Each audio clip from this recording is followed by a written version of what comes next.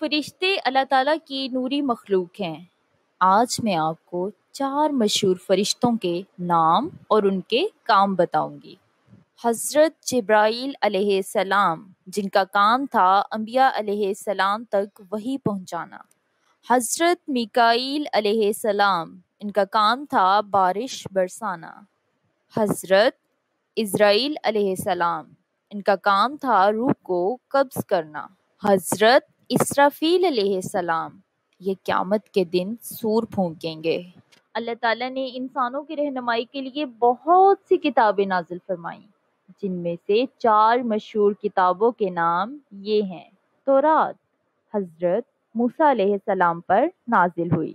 زبور حضرت داؤد علیہ السلام پر نازل ہوئی۔ انجیل حضرت عیسیٰ علیہ السلام پر نازل ہوئی، اور قرآن مجید جو کہ ہمارے آخری نبی حضرت محمد صلی اللہ علیہ وآلہ وسلم پر نازل ہوئی۔